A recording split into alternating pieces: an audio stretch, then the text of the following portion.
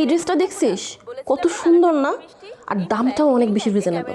না না এটা না, পরে যে আরেকটা ড্রেস আছে ওটা বেশি সুন্দর।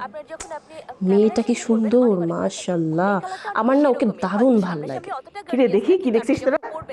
আরে এই না, ও এই মেয়েটা, আরে এই মেয়েটাকে তো আমি খুব পছন্দ করি, আর আমি সবসময় ওর লাইভ দেখি।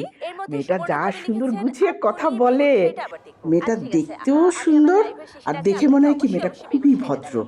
আমি তো সবসময় ওর লাইভ দেখি, যদিও ড্রেস খুব একটা কেনা হয় না, ওই রাখি যে দু একটা অর্ডার করে, কিন্তু আমি ওর প্রোগ্রাম সব সময় দেখি।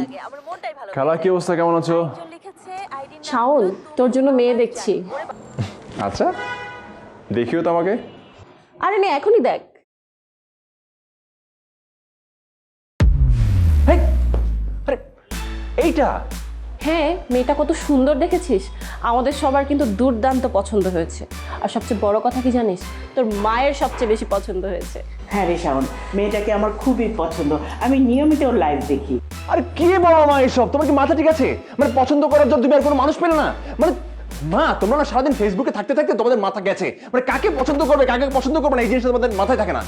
আর কথা নেই বার্তা নেই, তুমি ফেসবুকে জামা কাপড় সেল করে একটা মেয়েকে আমার জন্য ঘরের বউ করে নিয়ে আসবা, মানে ঘরের মান সম্মান কিছু থাকবে? এটা কি ধরনের কথা? মেয়েটা স্বাবলম্বী, নারী উদ্যোক্তা, নিজের থেকে কিছু একটা করার চেষ্টা করছে।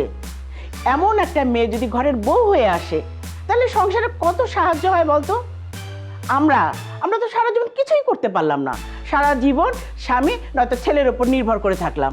আর এই মেয়েটা কি সুন্দর, কত হেল্পফুল হবে বল। আরে মা, তুমি বুঝতেছো না, মানে তুমি তো না জেনে শুনে, মানে এই মেয়ে যদি ঘরে আসে তাহলে তো পৃথিবী উল্টাই, মানে ভাই আমারও খুব পছন্দ। সিনথিয়া যদি আমাদের ভাবি হয়ে আসে তাহলে ওর বিজনেসে আমি ঢুকে যেতে পারবো, আর আমার ইনকাম হবে।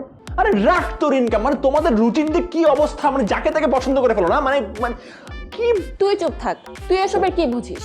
আমরা সবাই যেহেতু পছন্দ করেছি, এই মেয়েই ফাইনাল।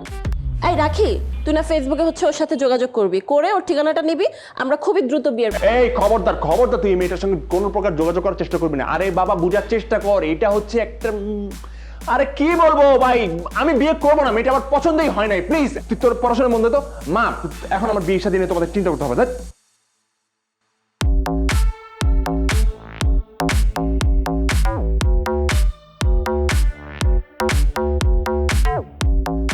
ও শিট, এটা কোনো কথা?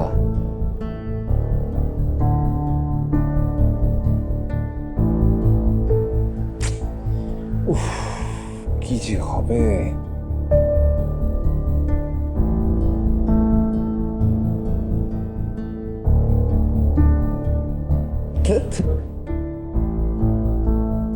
হ্যাঁ আপুরা, যেমনটা আমি বলছিলাম, আমাদের প্রোডাক্টগুলো কিন্তু খুবই সুন্দর, আর এটা কিন্তু খুবই সেন্সিটিভ একটা বিষয়।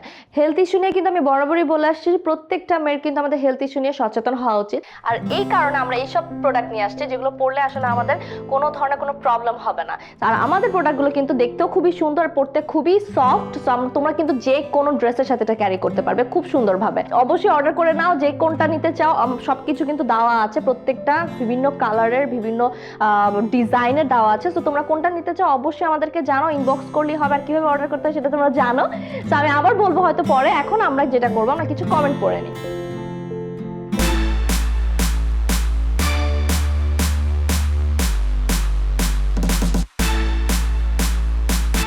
এই বেটা, আমি বলছি তোকে আমার প্রোডাক্ট তুই বিক্রি করে দে।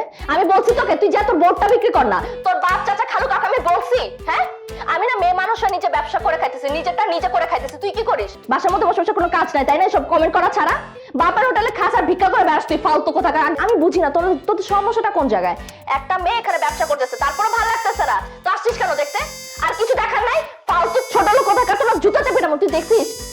তুই কি প্রোডাক্ট দেখছিস? দেখো তো আমার জুতাটা দেখা, জুতার সাইজ দেখা রাখে, জুতাটা তোর পিটাইতে পিটাইতে আমি লম্বা বানায় ফেলবো, ফালতু কোথাকার।